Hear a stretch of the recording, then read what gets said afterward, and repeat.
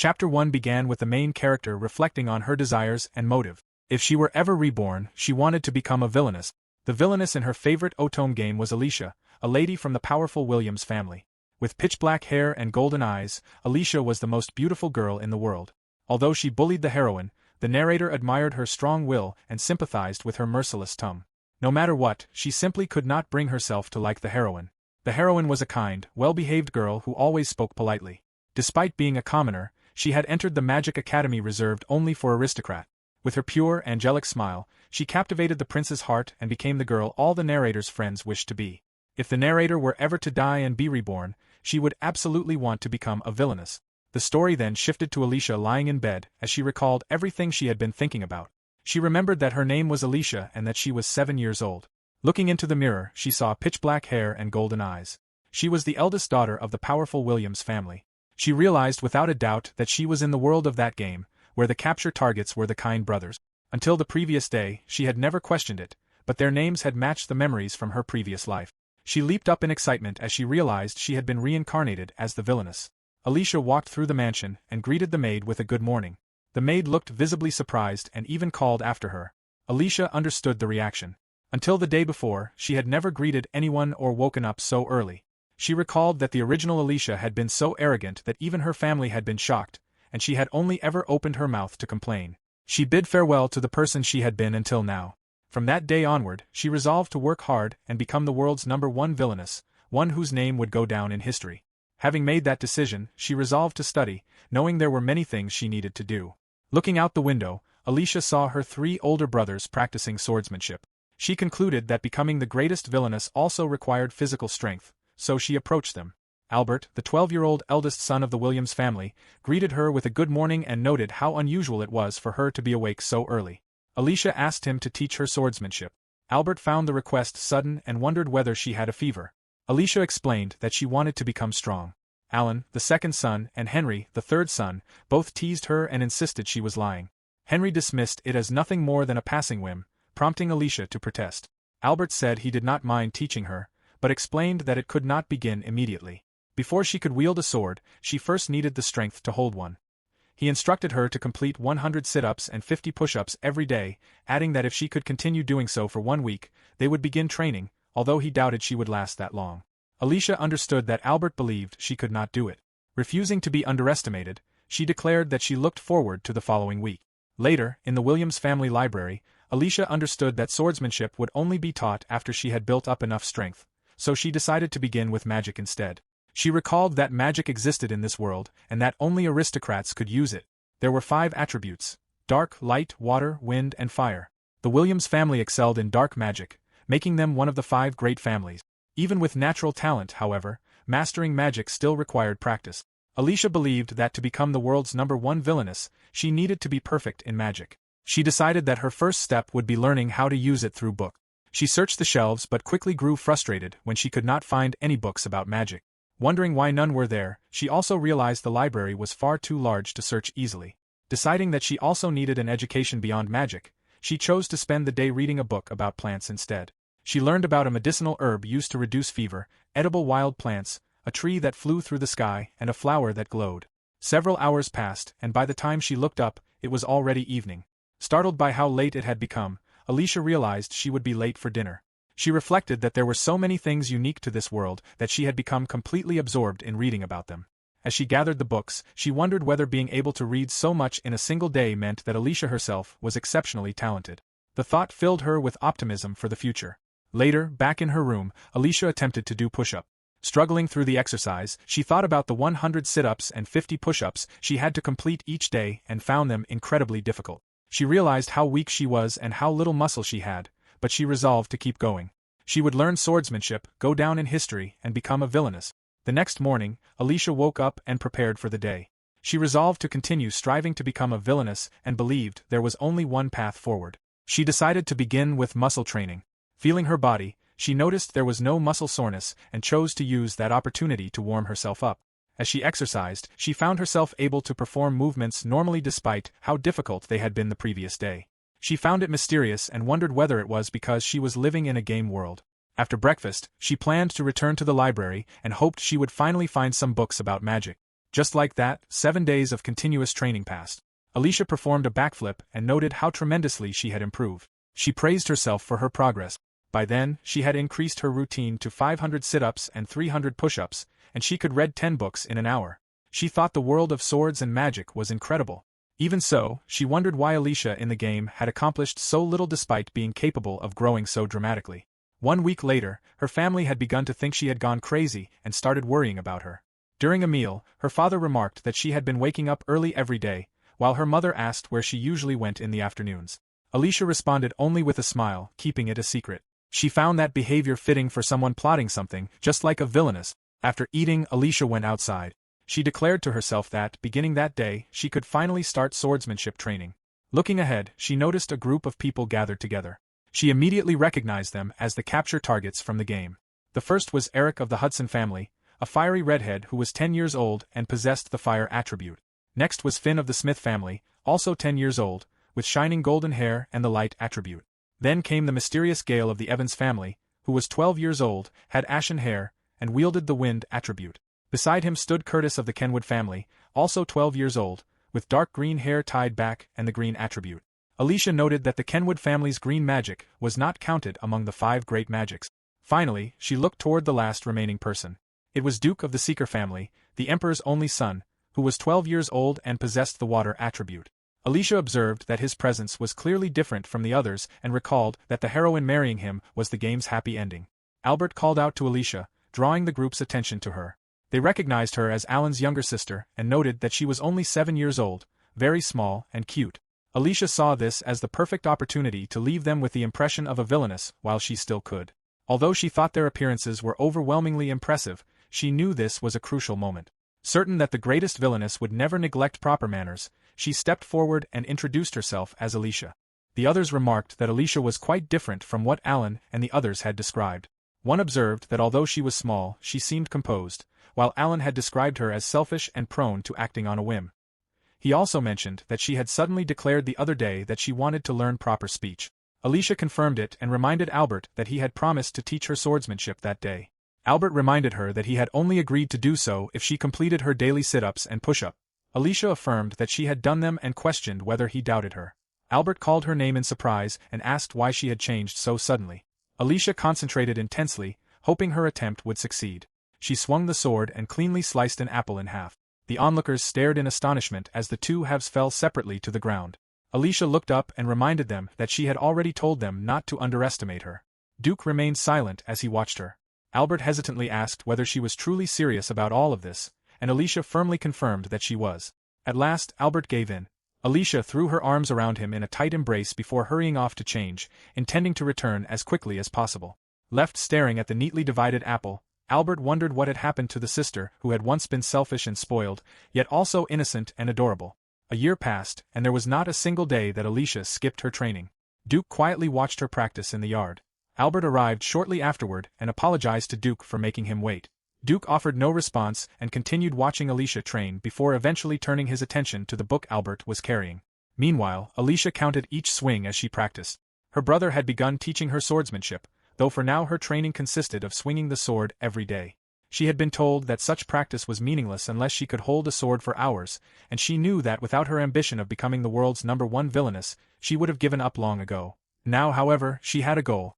To achieve it, she believed she needed to devote even more effort to both her studies and swordsmanship. She immersed herself in books in the library and diligently trained with her blade, while Duke watched her through the window. Alicia noticed that he had come once again to observe her practice. She thought that when he looked at her with such gentle eyes, it was impossible to remain unaffected. He was actually her ideal type, but she refused to fall in love. She already knew that he was destined to end up with the heroine, so she would leave romance to her instead. Alicia reaffirmed that her dream was to become the villainess who would go down in history. Chapter 2 began with Alicia bowing her head. A voice instructed her to raise it and stated that he had heard about her. Alicia slowly lifted her head, her expression tense. Wondering why His Majesty was there, she stared ahead in shock as sweat ran down her face. An hour earlier, Alicia had hurried over to Albert after making him wait. Albert remarked that she was wearing a new dress and looked wonderfully mature. Alicia thanked him. He questioned whether she really needed to dress so elegantly just to visit Finn's house. Alicia explained that it was her first time being invited there and believed that appearance was very important when visiting others, considering it a lady's weapon rather than a villain's. Alan and Henry exchanged glances, and Alan remarked that Alicia had truly changed. Alicia wondered if that was really the case, and her brothers agreed. As she yawned, she reflected that they were right. The Alicia from before had been terrible and had made no effort to become a proper villainess. She was grateful to have regained the memories of her previous life and believed that no amount of effort would ever be enough if her goal was to become a villainess who would go down in history. Albert mentioned that he had heard Alicia now dressed herself every morning, causing her other brothers to react in disbelief. He commented that everything had changed so suddenly and asked why she had become so serious. Alicia was caught by surprise. She wondered when they had formed that impression, though she admitted to herself that Rosenta had previously handled almost everything for her. Brushing it off, she claimed that she was only doing the bare minimum expected of her. Albert accepted the explanation. Before long, they arrived at Finn's home. Finn warmly welcomed Alicia and thanked her for coming. Alicia expressed her gratitude for the invitation. Finn explained that he had wanted to speak with her, which was why he had invited Alan and the others as well. He invited her to a tea party in the garden behind the house, mentioning that he had prepared many snacks. Alicia thought that Finn had a lovely smile. He then informed her that several distinguished guests had also arrived and offered to show her to the waiting room first. Upon entering the room, Alicia found Eric, Gale, Curtis, and Duke already gathered inside. Curtis greeted her, and she returned the greeting while wondering what was happening. Finn asked whether the others had not yet arrived, but Duke believed everyone was already present. Alicia became increasingly puzzled. Her attention was drawn to a map placed in the center of the room, and she wondered what it was for. She even questioned whether she was already approaching the exile ending, as events seemed to be progressing so quickly. At that moment, the door opened and the king entered the room. Alicia froze in shock as she immediately recognized His Majesty. She could hardly believe it, and his overwhelming presence confirmed that he was the real king. She bowed deeply, unable to understand why he had come. The king instructed Alicia to raise her head. She did so and greeted him with proper etiquette. He stated that he had heard about her and explained that he wished to speak with her, apologizing for intruding that day. Alicia silently wondered why the king had come to meet her and what his intentions were. The king then addressed Alicia, saying that although the question might be sudden, he wanted to know how she viewed the current state of the Durkee's kingdom. Caught completely off guard, Alicia struggled to understand what he meant. She wondered whether he was asking about the nation's political and economic situation. In her understanding, the Durkee's kingdom was a major power with a prosperous economy and comparatively stable relations with its neighboring countries. Although everything appeared to be without serious problems, she still could not grasp the purpose of the question. Sweat formed on her face as she realized that no one would normally discuss such matters with an 8-year-old child. Yet the king had come all the way to meet her, leading Alicia to wonder if he was testing her. Alicia concluded that this was a trial for a villainess and believed it to be an assignment from God to determine whether she could truly become one. Deciding that the answer was simple, she stated that although the Durkee's kingdom was a major country, it could not truly be considered a good one. She explained that despite its strong economy, most of the nation's wealth was concentrated among the nobility, creating a severe gap between the rich and the poor. Pleased with herself, she felt that this was exactly how a picture-perfect villainess should speak. She continued by pointing out that villages on the outskirts, such as Roanna, were forced to endure harsh conditions, with some residents unable to afford food each day. At the same time, dissatisfaction among the nobles was also increasing, making it possible for a rebellion to break out at any moment. The king acknowledged that strengthening the nation's finances was the primary issue and asked how she would solve it. Alicia felt that he was demanding a great deal from her and wondered what a true villainess would propose next. She suggested making use of the Calbera kingdom and its gold mines. The king asked whether she meant taking Calbera away from the Lover kingdom's control. Alicia denied it, explaining that she meant supporting the Calbera kingdom's independence. She added that they should avoid directly confronting Lover while maintaining outward diplomatic relations and continuing trade with Calbera. By offering support, they would be doing Calbera a favor so that, if it gained independence, the Durkee's kingdom would enjoy a favorable position in future trade. Eric and Curtis were visibly surprised by her answer. Alicia further explained that by becoming Calbera's only ally, they could build a strong reputation there while profiting from trade. The king understood her reasoning. Internally, Alicia reflected that earning profits by making use of others was something a kind-hearted heroine would never forgive. If she continued this way, she was certain she would create conflict.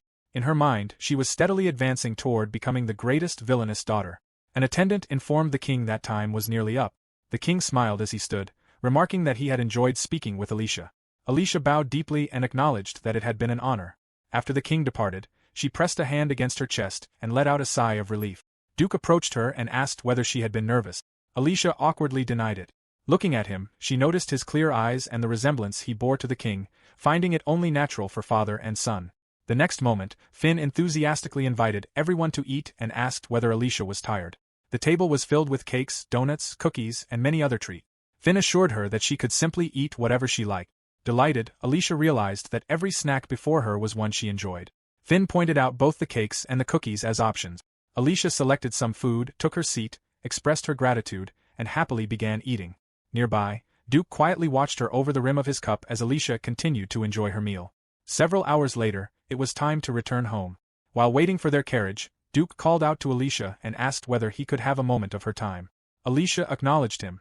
Duke handed her a small box and explained that it was for her before wishing her a happy, albeit belated, birthday. Surprised, Alicia accepted the gift and wondered whether he had prepared it specifically for her. After thanking him, she asked if she could open it. Duke gave his permission. The moment Alicia opened the box, her eyes widened in surprise. She struggled to ask what it was.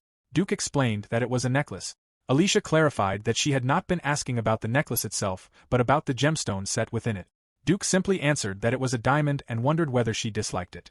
Alicia immediately denied that, declaring that she would treasure it. Hearing her response, Duke expressed his happiness before saying that his business for the day was finished and that they would part there. Alicia bid him farewell. Albert called for Alicia to hurry because they were leaving. During the journey home, Alicia remained stunned by Duke's gift. She could hardly believe it, knowing that diamonds in this world were far more valuable than those in her previous life. One of her brothers noticed her unusual silence and assumed she was simply tired. As soon as they arrived home, Alicia went straight to her room. Lying on her bed, she gazed at the necklace, thinking that even for royalty, such an extravagant gift was not something normally given to a child. She admired its beauty and felt that the gemstone reminded her of Duke's eyes. Recalling the story of the game, she remembered that Duke was destined to fall in love with the heroine and would probably come to hate her. She told herself that if he ever asked for the necklace back, it would already be too late, since a villainess would never return it so obediently. Even so, she continued to look at the necklace with lingering concern. Later, Alicia went to the library and studied a map, noticing that Roanna village was fairly close. She realized she could reach it by passing through the forest behind the mansion. She recalled telling the king that Roanna was considered the poorest village in the kingdom, where people struggled to afford food each day, but she knew that not all of that information was accurate. She reminded herself that a true villainess could not rely on intelligence alone and had to witness things firsthand. The greatest obstacle, however, was that there was no chance her family would grant her permission to go. Having reached that conclusion, Alicia decided she had no choice but to sneak out. Her plan was to pretend to be asleep for a while before making her escape. Later that night, Alicia walked through the dark forest, clutching a lantern as she trembled. She thought the darkness was frightening but immediately reminded herself that she was a villainess and had no reason to fear something as ordinary as a forest at night. She wondered whether there truly was a path through it and thought she might already have found it. Remembering that the village was surrounded by a magic barrier, she questioned whether someone without mana like herself should even be able to pass through. She decided that she would only take a quick look before returning. Before long, she found the barrier and realized that what she had first taken for mist was actually a magical wall marking the boundary around the village. When she reached out and touched it, the village became visible. Alicia stepped through the barrier and immediately covered her nose, struck by the terrible smell. Nearby, she noticed a collapsed figure lying on the ground and assumed it was a homeless person sleeping there. To her, the sight alone revealed just how desperate the village's condition had become. Knowing that she would be killed if anyone discovered she was a noble, Alicia pulled her hood over her face. Suddenly, a man approached and placed a hand on her shoulder. Startled, she looked up at him anxiously. The man recognized that she was a child from outside the village and urged her to return at once. Alicia noticed that his eyes were closed. He asked why she had come there. Although he came from such a miserable place, Alicia found it strange that he gave off such a warm presence. She explained that she had come because she needed to see everything with her own eyes. The man replied that he had expected as much. After a brief pause, he told Alicia to follow him. Alicia walked after him as he led her to a sheltered building. Once they arrived, he apologized for being unable to offer her any tea. Alicia replied that it was all right. The man then sat down and asked what she wanted to know. Alicia hesitated for a moment before asking who the man was. He replied that his name was Will and told her to simply call him Will. Setting his own identity aside, he explained that he was more interested in knowing why a young noble lady had ventured all the way to a place like this. Alicia asked how he had been able to tell she was a noble despite being blind. Realizing how rude the question sounded, she immediately apologized, but Will assured her that he did not mind. He explained that there were many clues besides sight, including her breathing, footsteps, the rustling of her clothes, and even her scent. Everything about her reflected the upbringing of a proper young lady, something completely out of place in this village. He added that, back when he could still see, he had been surrounded by people like her, making her presence feel strangely nostalgic. Surprised, Alicia asked whether he had once been a noble as well. Will explained that he had worked at the royal palace but had quarreled with someone of high rank and incurred that person's wrath. As punishment, his eyes had been taken, and he had been banished to the village. He remarked that it had all happened long ago. Alicia was horrified that anyone could do something so cruel. Will brushed the matter aside and instead asked for her name. Alicia introduced herself, and he remarked that it was a fine name. He then told her that she might still be too young to fully understand, but questioned whether a long-honored tradition was morally acceptable simply because it had existed for a long time. He continued by asking why people studied history, answering that it was to make today better than yesterday. No matter how much knowledge someone gained from books, it was meaningless if it was not used to improve the future. Alicia found it unbelievable that someone so wise had been cast out of the palace. She asked Will whether he hated the nobility. Will admitted that claiming otherwise would be a lie, yet he had always believed that one day a member of high society would understand his actions. Alicia fell silent. Before she realized it, she had lowered her guard and told Will about her dream of becoming a villainess. Will listened calmly and responded with a gentle nod. After some time, Alicia declared that she would definitely visit him again. Will warned her that she should not come back because it was dangerous. Alicia insisted that trying to stop her was pointless. Although she knew she was troubling him, she did not want their relationship to end there, as she had never met anyone quite like him. Will gently patted her on the head and, unable to persuade her to stay away, asked only that she promised to visit at night if she insisted on coming. 2 years passed. Alicia continued her studies, read countless books, practiced swordsmanship, and regularly visited Will in Lorana. One day, while walking through a corridor, Eric called out to her and asked whether she wanted to go into town. Alicia readily agreed. Eric remarked that she was already 10 years old. Henry declared that it was fine, but insisted that he would not allow the two of them to go alone and would accompany them. Eric asked where Alan was, and Henry explained that he was still studying. Eric commented that even twins could have different schedules. By this time, Henry and the other 15-year-old boys had entered the Magic Academy, where the events of the Ōtome game took place. Alicia knew that the heroine would also be enrolling that year. She was certain the heroine had already met Prince Duke, and that the first sparks of romance had begun between them. Alicia smiled with excitement as she realized that the long-awaited day when the villainess would antagonize the heroine was drawing near. Henry said that he would ask someone to prepare the carriage. Alicia stopped him and declared that she wanted to ride on horseback instead. Henry was taken aback. Eric immediately offered to let her ride together with him, but Henry refused at once, insisting that Alicia would ride with him instead. Alicia replied that she wanted to ride by herself, leaving both boys stunned. She reflected that it was time to add horseback riding to her list of studies because she wanted to learn to ride like a true villainess. Eric pointed out that she was a girl. Alicia questioned whether girls were unable to ride horses. Henry answered that it was not that girls could not ride, only that traveling by carriage was safer. Alicia accepted that explanation and responded that, in that case, the two of them could ride in the carriage together while she would simply meet them there. The two boys were left speechless and tried to change her mind, but Alicia remained completely determined. Not long afterward, they arrived in town. By then, Alicia had become completely accustomed to the speech and conduct of a villainess. As the three of them walked through the streets, she observed that the town was lively and full of energy. Eric asked whether there was anywhere she wanted to visit. Alicia pointed to a nearby shop and asked what kind of store it was. Eric explained that it was a botanical shop and mentioned that he knew the owner well. Inside, the shopkeeper welcomed Eric and Henry as soon as he saw them. After noticing the young girl accompanying them, he wondered who she was, and Alicia introduced herself. Paul immediately realized that she was Henry's younger sister. Introducing himself as the owner, he welcomed her to his botanical shop. Alicia observed that the shop contained an impressive collection of unusual plants. Paul explained that although they sold herbal teas, the store mainly specialized in medicinal herbs. He added that he came from a family of users of greenery magic. Alicia was amazed, recognizing that many of the plants before her were valuable specimens she had only read about in books. Curious, Alicia asked whether Paul was a noble. Laughing, he replied that he was merely a carefree lower noble. He spoke about how remarkable plants were, possessing the power to heal both illness and the heart. Having grown up in an environment where he could study plants extensively, he had chosen to open the shop so he could use that knowledge to help those in need. Alicia realized that this was exactly what Will had meant about putting knowledge to good use. Paul picked up a plant as an example. Alicia immediately recognized it as Josiah and explained that infusing even a single spoonful of it into a drink could instantly reduce a severe fever. She remarked on how valuable it was and noted that it looked exactly as it had been described in her books. Paul was impressed by her familiarity with the plant and asked whether she liked plants. Alicia immediately denied it. She had no intention of appearing heroic by showing the results of hard work and humility to earn the admiration of others. Instead, she reasoned that she simply knew about it because she had read a great many books. She declared that possessing such knowledge was only natural and added that failing to know something so basic would mean neglecting her studies. Paul was momentarily speechless. Alicia inwardly congratulated herself, convinced that she had delivered a flawless display worthy of a first-rate villainess. However, Paul merely laughed and agreed that it was only natural. Alicia was surprised that he had not been offended by her arrogance and concluded that he must simply be very broad-minded. Feeling that she had failed, she resolved to study proper villainous behavior even more diligently. Paul praised her intelligence before teasing Eric that he should not hesitate too long or even more rivals would begin competing for Alicia. Alan immediately insisted that he would never let anyone have his little sister. Back at the kingdom, Prince Duke called out to Alicia. Alicia greeted him and welcomed the rest of the group as well. Curtis thanked her for allowing them to visit. Duke asked whether the three of them had gone somewhere together.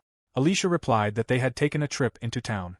Curtis remarked that it would have been wonderful to go on a date with their little ally and said that she should go out with him next time, promising to accompany her anywhere.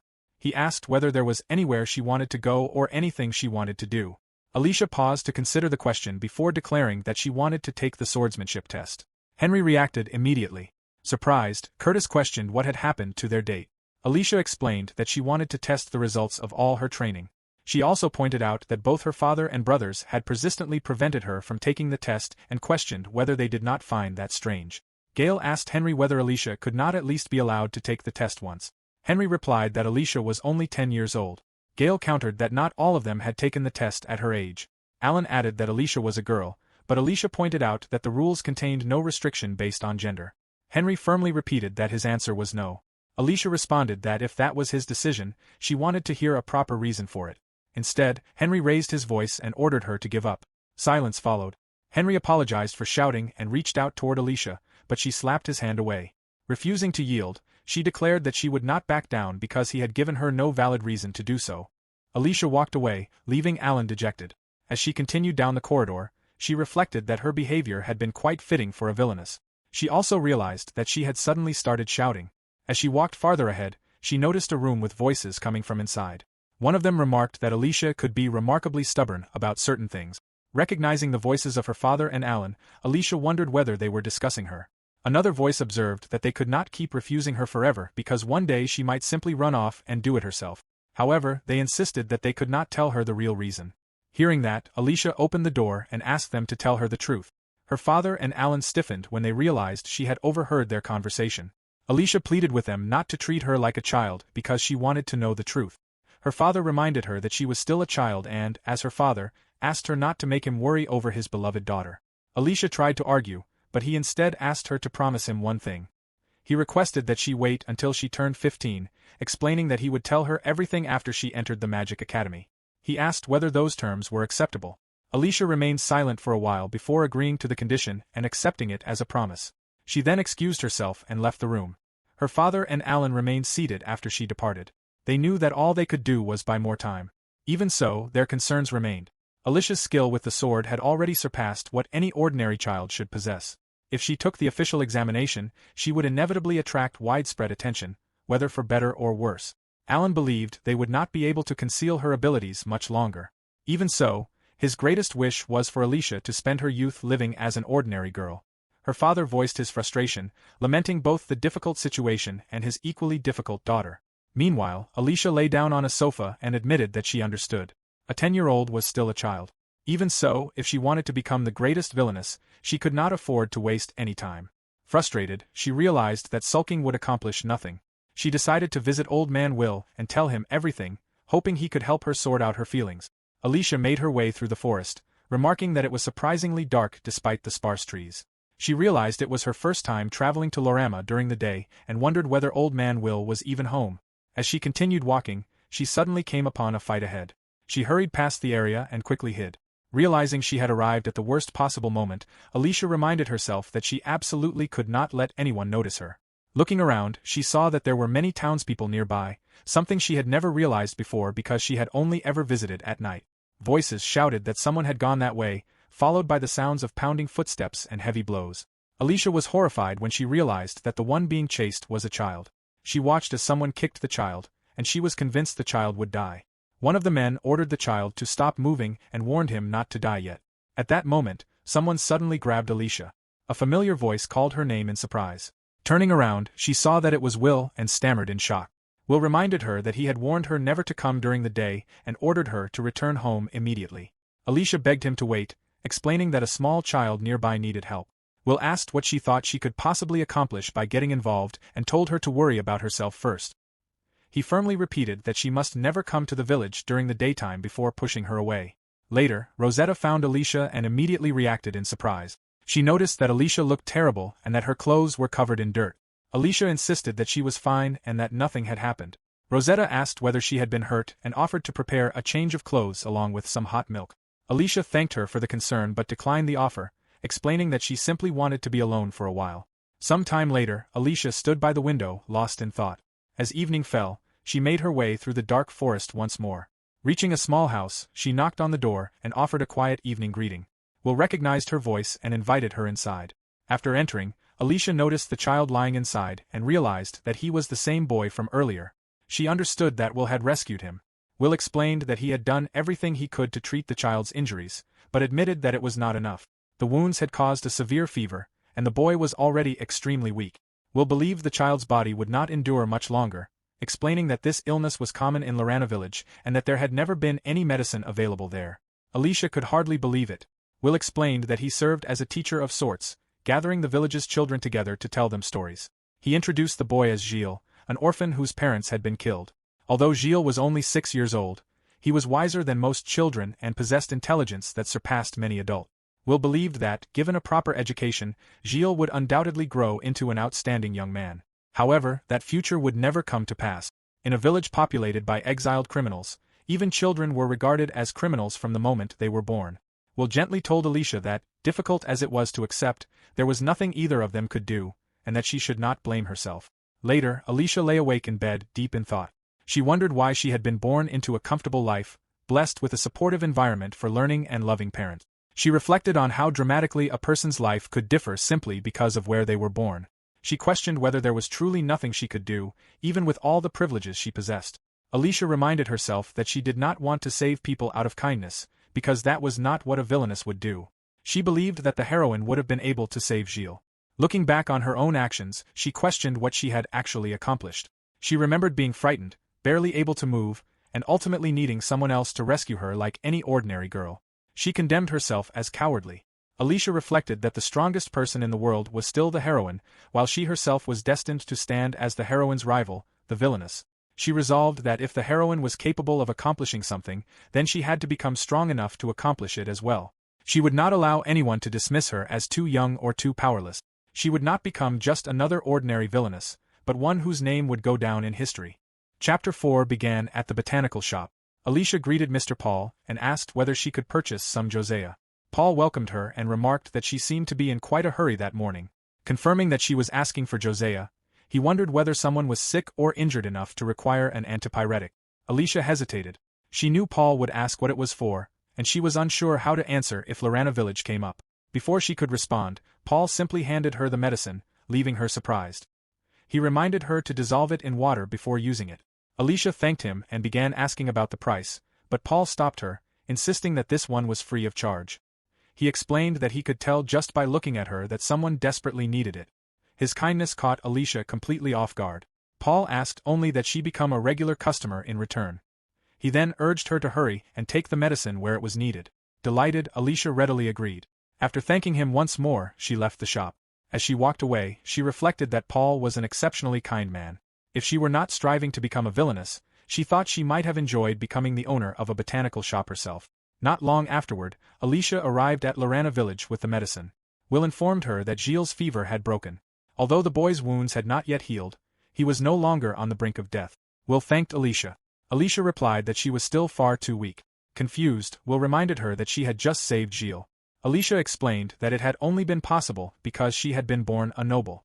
She admitted that she had believed simply putting forth her best effort would be enough to become the greatest villainess of all time. Looking back, she realized she had become overconfident by thinking effort alone was sufficient. When the moment truly mattered, she had been unable to do anything. From then on, she resolved never to make excuses simply because she was still a child. If she intended to become the world's greatest villainess, She had to devote everything she had to that goal. Will listened quietly, repeating the word villainous to himself. Soon afterward, Alicia returned to the Williams estate library. She reflected that she had spent years cultivating knowledge in many fields besides magic, and had read countless books, but she could no longer postpone learning magic itself. Naturally, the greatest villainess had to be a master magician. Looking around the library, Alicia reasoned that after searching the place for 3 years without finding a single magic book, they must not have been kept there at all. The only other place she could imagine was on the family's private bookshelves. Determined, she vowed to search every corner of the mansion until she found every book on magic. Just then, something caught her attention. She noticed a vocabulary section and wondered whether it had always been there. She had believed there was not a single shelf in the library that she had not already examined. Searching through it, she discovered a volume titled Practical Black Magic, Volume 25. Excited, Alicia realized she had finally found a book on magic. Looking around, she saw that the shelf contained many more, including titles such as Magic for Beginners and Book of Basic. She gathered armfuls of books, astonished that so many magic texts had been there all along. Calling herself foolish for overlooking them, she nevertheless rejoiced that she had finally found them. Now she could begin in earnest. Declaring that this marked the beginning of her path as a villainess, she eagerly started reading. As she studied, Alicia grew increasingly excited, wishing she could begin practicing instead of merely learning the theory. She learned that anyone possessing magic power should be capable of casting level 1 spells. Magic beyond level 50 required the magical power possessed by the 5 great noble families, and as the daughter of one of those families, she should be capable of learning it. The highest level recorded in the books was 100, while only a handful of people were said to have wielded magic beyond that level, with no further information available. Alicia recalled an episode from the game in which both the heroine and Prince Duke had used magic beyond level 100. She wondered whether a villainess like herself could surpass even the heroine. Deciding there was no reason not to try, she resolved to find out for herself. Certain that reaching level 50 was well within her abilities, she set her sights on level 100 instead. She decided to begin with level 1 and steadily work her way upward. According to the book, level 1 magic consisted of making objects float. The instructions explained that she only needed to imagine where she wanted the target to float and snap her fingers. Alicia read that no specific incantation was required, making the process feel rather abstract. She focused on the magic within her body, gathered it into her fingertips, and willed the object to float. Watching the book wobble into the air, she exclaimed inwardly that it was floating. With no strings or tricks involved, she realized it was genuine magic. Amazed, she watched the book rise even higher before it struck her. Alicia acknowledged that being able to cast magic and mastering it were 2 different things, and that practice was essential. Filled with determination, she resolved to learn every spell with all her effort. Several days later, Alicia was practicing level 5 magic, which allowed objects to be moved. Successfully manipulating numerous heavy objects at once, she concluded that she had already mastered that level. The effort left her dizzy. Taking a brief rest, she noted that repeatedly casting spells quickly led to exhaustion. She wondered whether the burden on her body increased with the weight of the objects she moved. Continuing her studies, Alicia discovered practical spells used for trimming nails and whitening teeth and thought they would prove useful. Constant headaches plagued her, and her body felt heavy and exhausted because she had been sacrificing sleep to continue practicing. She concluded that she simply lacked the necessary stamina and decided to resume muscle training as well. Reminding herself that she needed to master all of the elementary spells as quickly as possible before advancing further, she reaffirmed how serious she was about becoming a villainess. After deciding to rest for only 5 minutes, she prepared to continue with the next level. While she was studying, Rosetta called for her and informed her that the master of the house wished to see her. Alicia asked whether her father was calling for her. Finding the summons unusual, she agreed to go immediately. Her father greeted her and informed her that His Majesty the King had arrived. Surprised, Alicia asked whether the king was currently at their mansion. Her father explained that His Majesty had specifically requested to speak with her. He instructed Alicia to listen carefully and reminded her that, as a daughter of the Williams family, she must conduct herself properly and answer politely so as not to give offense.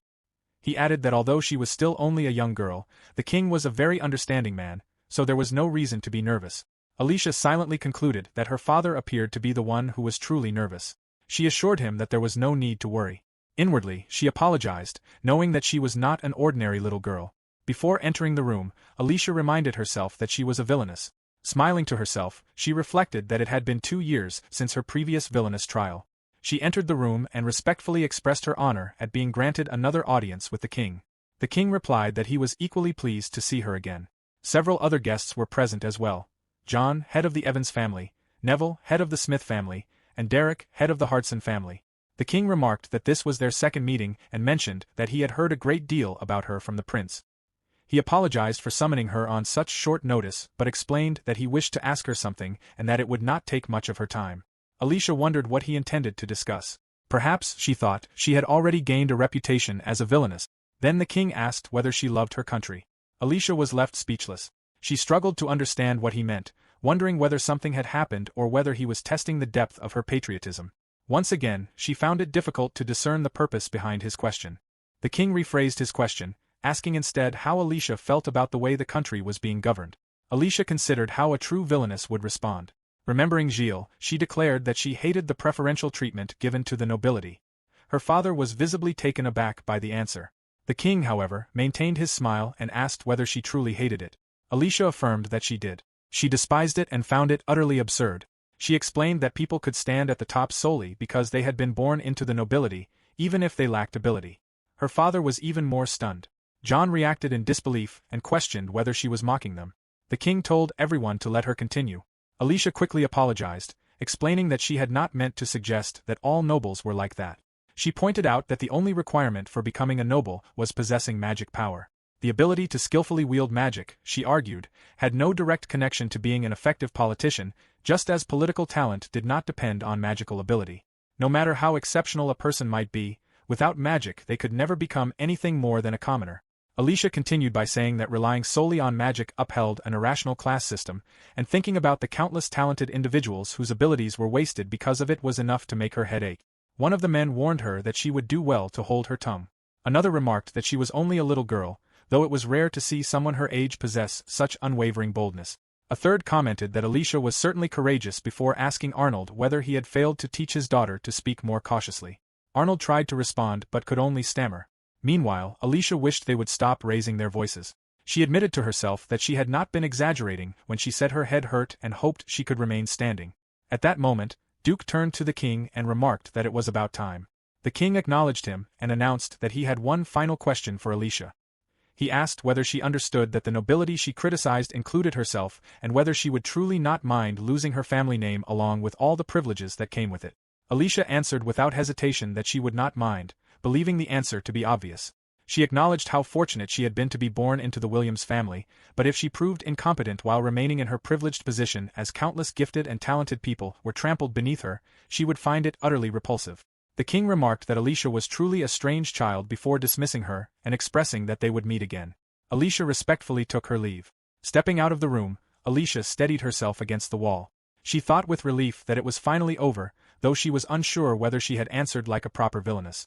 Looking back, she could barely remember what she had been saying near the end. Realizing she desperately needed rest, she felt the floor blur beneath her vision and suddenly collapsed. Duke arrived at that very moment and caught her before she hit the ground. Alarmed, he realized she had a fever. Albert rushed over and asked what had happened. Duke explained that Alicia had fainted in the hallway and that she had already looked unwell beforehand. Albert moved to carry her to her bedroom, but Duke held Alicia securely and insisted on carrying her himself, leaving Albert surprised. Rosetta hurried over and anxiously asked what had happened to Alicia. Albert immediately ordered her to fetch a doctor. Alicia drifted in and out of consciousness, feeling warm and comfortable. Her thoughts were hazy, and she wondered vaguely what all the commotion was about. When she finally opened her eyes, she saw Prince Duke beside her. He noticed that she was awake and gently checked on her. Confused, Alicia wondered why he was in her bedroom. Duke told her that now she was awake, she needed to take her medicine and asked whether she could sit up.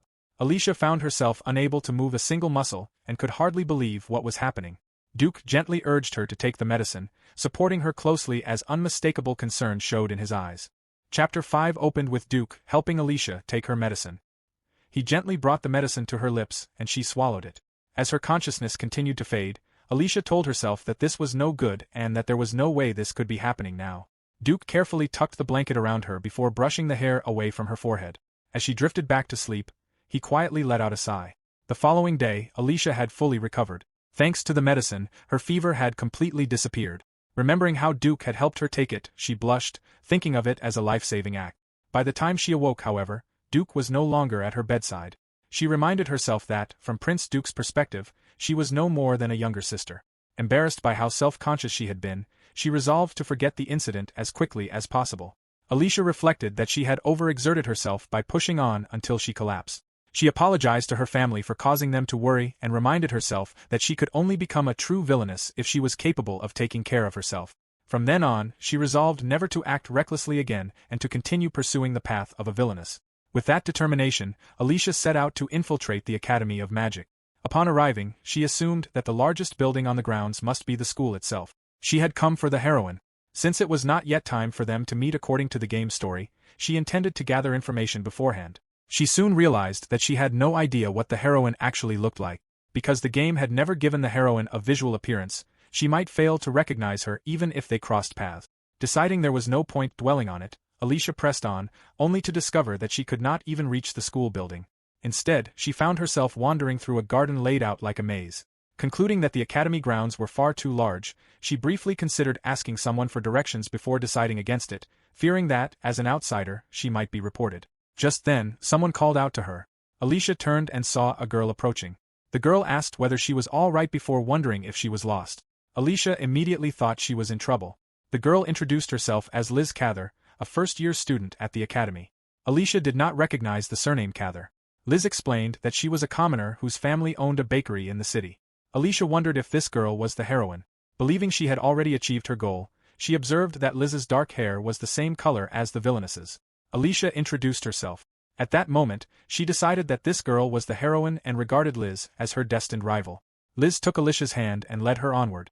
Alicia felt that there was something strangely familiar about her. She caught herself hoping that Liz would remember her place before immediately correcting the thought, deciding she should not think that way. As they walked, Alicia reflected that Liz possessed an aptitude for every magical attribute, had developed her talents to their fullest, and was now enrolled at the Academy of Magic. She was certain that Liz had endured unfair treatment because she was a commoner.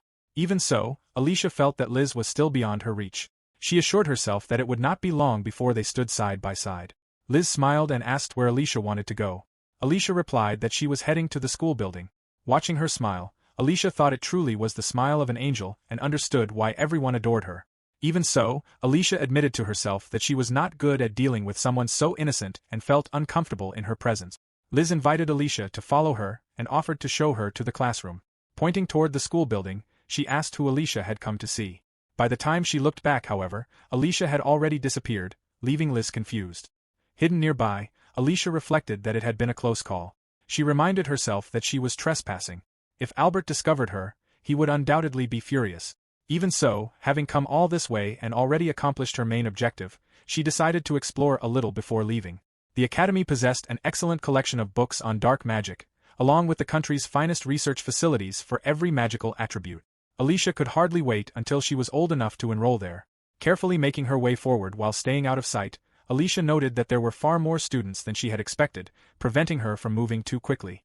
She quietly headed toward the second library. Meanwhile, inside a classroom, Liz approached Duke. Curtis, one of Duke's friends, noticed her. He reflected that Liz Cather was an extraordinary girl. Although she had been born a commoner, she possessed a rare talent for magic. She worked diligently and was kinder and purer than anyone else. Curtis had heard that she had once been harassed because of her background, yet before long everyone had been won over by her sincerity. To him, that seemed only natural. Although he could not explain why, he found himself wanting to do anything that would make her smile. Even if he sometimes found her mysterious, he felt compelled to support her. With the prince now often seen around her, rumors about their romance despite the difference in social status had spread throughout the academy. Nearby, several classmates discussed the remarkable child currently in the second library. Every week, assignments were written on the blackboard for students to solve, and they had all been working on them. One student remarked that it was the day of the academy tour and wondered whether a local child had wandered inside. Another disagreed, pointing out that the girl had been dressed like a noble. They described her as a dark-haired girl of around 10 years old and wondered whose younger sister she might be. Watching Duke ignore Liz, Curtis became convinced that Duke would never choose her because he had not yet moved on from Alicia. Curtis recalled Alicia's answers to the king, particularly her proposal to use neighboring countries to isolate Lavril, outwardly helping them in times of weakness while ultimately protecting their own interests. He found it difficult to believe that such thoughts had come from a 10-year-old girl. Meanwhile, Alicia stood in the second library, writing on the blackboard. Moments later, Curtis, Duke, and Albert entered the room and were astonished to find her there. Alicia looked toward them and anxiously addressed her brother. Albert responded by shouting her name in anger. After returning home, Alicia stretched her arms and reflected on how exhausted she was. She muttered to herself that her older brother had not needed to become quite so angry. Even so, she was happy that she had finally met the heroine. Just then, she heard someone loudly accuse another of being a heretic. Looking toward the voices, she realized it was her father speaking with John. Arnold questioned whether John truly believed she was dangerous. John replied that they needed to be cautious because her talent was extraordinary, yet her patriotism was lacking, and by the time something happened, it would already be too late. Arnold angrily rebuked him. Listening from nearby, Alicia assumed they were discussing Liz. In the game, the heroine had been regarded as dangerous because of her exceptional abilities. Her father and John soon noticed her and called her name. John asked how much of their conversation she had overheard before remarking that it could not be helped and that he would erase her memory. Alicia immediately insisted that she would never tell anyone that Liz Cather was a heretic. Arnold and John fell silent and exchanged glances. John curiously repeated Liz Cather's name before asking Alicia to pretend she had never heard the conversation. Alicia agreed. She added that she did not believe there was anything to worry about because Liz did not seem like the type of person who would ever harm her country. In her eyes, Liz was not dangerous at all. John asked whether Alicia had met Liz. Startled by the question, Alicia hastily excused herself and ran away. As she left, she reflected that Liz had already become influential enough to be regarded as dangerous. Determined not to be outdone, Alicia resolved that she could not lose to her. A few days later, Alicia visited Will. He asked whether she had become stuck. Alicia explained that she had finally found books on magic. Although learning had gone smoothly at first, she had reached a level she could no longer progress beyond. Will confirmed that she was referring to magic and reacted with surprise. Alicia decided to demonstrate. She snapped her fingers, activating the spell. Will immediately recognized it as level 10 magic used for cleaning. Alicia explained that the spell had no effect on liquids. If it could be made to work on water, she believed it could be used to purify the village's drinking supply. Will remarked that Alicia truly was remarkable. He then calmly explained that it was not so simple. Dark magic capable of purifying water belonged to the intermediate level and was an entirely different type of magic. Alicia was shocked. Realizing she had wasted so much time worrying, she eagerly declared that she would test it as soon as she returned home. Will immediately stopped her. He firmly warned Alicia never to skip directly to a higher level of magic. After apologizing for startling her, he asked her to promise that she would learn magic in the proper order. He explained that the levels existed for a reason and had to be mastered one by one. Alicia accepted his advice and agreed. At that moment, Gt stirred. Will called his name and asked whether he had awakened before offering him some water. He introduced Alicia as the person who had brought the medicine that saved him. Alicia greeted Gt and expressed her happiness that he was recovering. Gt observed that he had never seen such expensive medicinal herbs anywhere in the village and questioned whether he had truly recovered because of them. Will apologized to Alicia for Gilles' attitude, explaining that the boy had endured so much that he had completely closed off his heart. Alicia understood, considering everything Gilles had experienced. She reflected that this was exactly the sort of situation Liz would have been able to resolve. She was certain the heroine could have melted Gilles' heart with ease. Wondering whether there was anything the heroine could accomplish that she herself could not, Alicia reminded herself that she intended to become the greatest and most formidable villainess. Turning to Gilles, Alicia asked whether he had wanted to die. She then remarked that perhaps saving him had been unnecessary after all. Gilles reacted sharply, assuming she had expected him to thank her with tears of gratitude. Alicia replied that he had misunderstood one thing. She explained that she had no interest in helping people. She had only brought the medicine because she believed he might one day be useful to her. She added that she had heard he was an intelligent child. Gilles was stunned and questioned whether she truly believed he possessed talent. Born in a village like Lorana, he could not imagine ever becoming someone important. He explained that all he could do was survive until illness or violence claimed his life, just as it had claimed his father and mother. Alicia responded that it was disappointing and concluded that she must have been mistaken about him. Gilles shouted that she was a noble and could never understand what he had gone through. Alicia admitted that she could not understand because she had been blessed with privileges. Gilles merely scoffed. Alicia continued by saying that, because she had saved his life, she now bore responsibility for it. Since Gilles was so stubborn, she declared that if he truly did not want to live, then she would take responsibility and kill him herself. As she spoke, Alicia began gathering magic within herself, leaving Gilles in shock. Chapter 6 continued with Alicia telling Gilles that if he truly did not want to live, then she would take responsibility and kill him herself. Gilles cried out in surprise as magic struck the pillow beside him. He then noticed that the bloodstains had disappeared and reacted in confusion. Alicia explained that it was level 10 dark magic used to clean things. Gilles remarked that it was convenient, much like doing laundry. Alicia smiled and asked whether he was not going to fight. Gilles scoffed again, insisting that even if he stood no chance, he would not simply stay silent and accept it. Alicia agreed that if he wanted to live, then he should fight.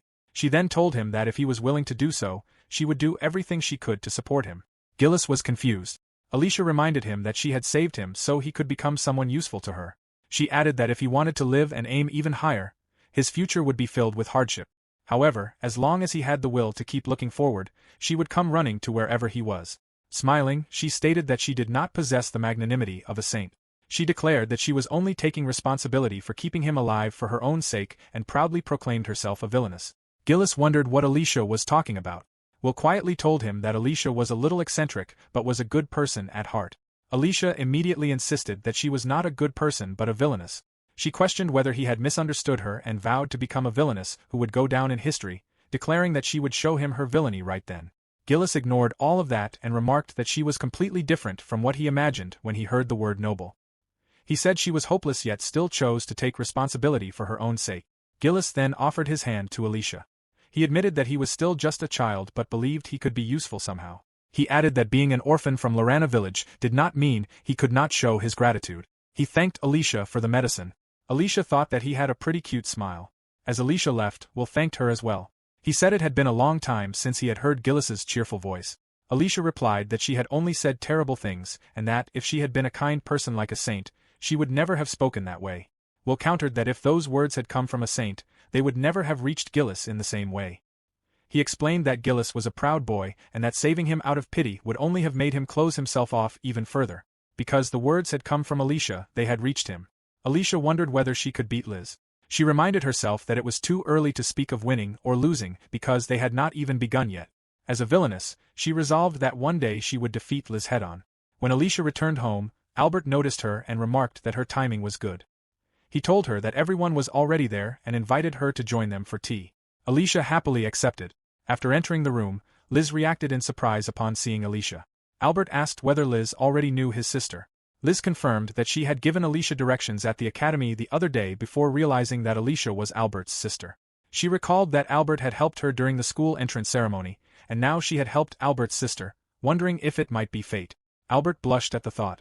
Alicia quietly wished that Liz would not use her as an excuse and thought that her brother had been quick to fall for her.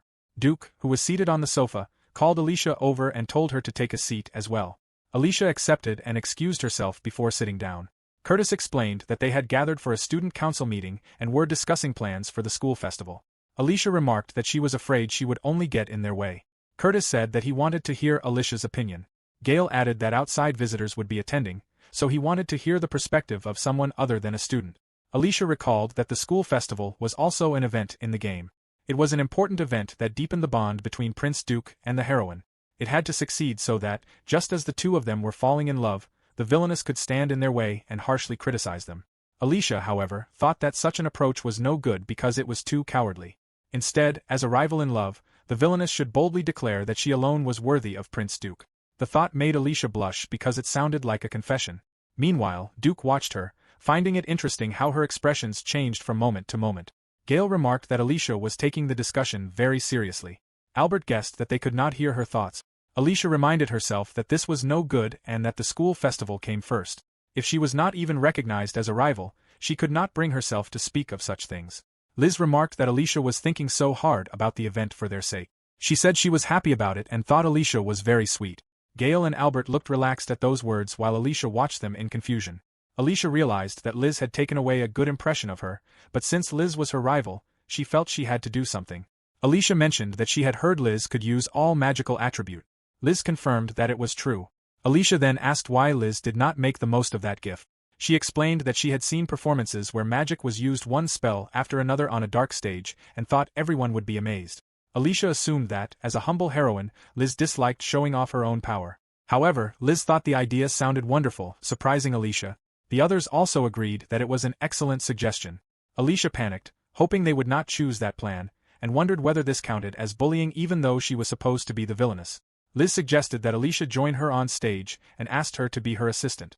She thought the idea was nice and cute and believed it would definitely be a lot of fun. Alicia firmly refused, insisting that she absolutely could not be with Liz. The room fell silent after Alicia raised her voice. Liz became confused and wondered if she had done something so terrible that Alicia hated her. Alicia thought to herself that Liz did not have to be so overly considerate. It was not as though Liz had done anything wrong to her, but she knew the two of them would never get along. She feared that the atmosphere had turned awkward. She reflected that only adults would break down and apologize, something she would have done in her previous life.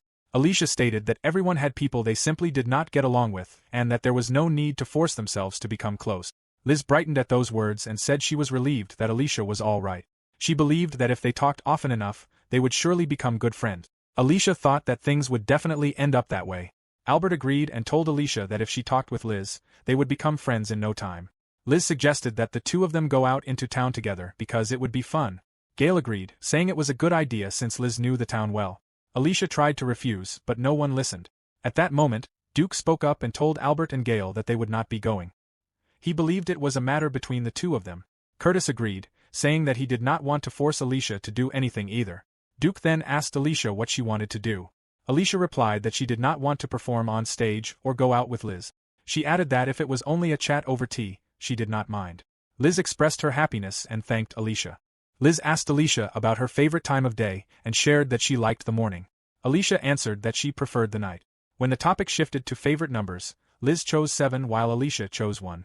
They then discussed sweets, discovering that they both liked macarons. Liz said they were her favorite because they were so colorful and cute that simply looking at them filled her with happiness. Alicia replied that she simply liked their taste. Liz then asked about Alicia's favorite color. Alicia answered that it was black and wondered what was going on with the nonsensical question and answer session. Liz remarked that they were opposites because her favorite color was white. Alicia agreed that they did not suit each other well. Liz replied that having differences was wonderful. Alicia quietly wished Liz would stop getting so excited. When Liz asked about her favorite flower, Alicia answered that she was not interested in flowers. Liz said she liked Margaret. She explained that she loved the language of flowers, especially the meaning of true love. Alicia smiled and mentioned that Margaret's also symbolized sincerity and trust. She remarked that they were perfect for someone like Liz, who was loved by everyone because they were flowers for everyone. Liz thanked Alicia and expressed amazement that Alicia knew so much about flowers despite claiming not to be interested in them. She also remarked that Alicia was very diligent. Alicia admitted that she was tired and thought that even her sarcasm could not get through to Liz. She wondered how Liz could be so oblivious and why she could not see that Alicia had grown fed up. Liz asked what Alicia liked to do. Feeling that she had reached her limit, Alicia raised her hand. Using magic, she pulled the flower vase from a table behind Liz. Alicia stated that she liked using magic. Liz reacted in shock and repeated the word in confusion. Alicia thought that for Liz, who studied magic at the academy, this should not have been anything remarkable. Looking around, Alicia saw the men talking among themselves. They appeared surprised and worried, commenting that it was magic and that it could not be possible since she was only 10 years old.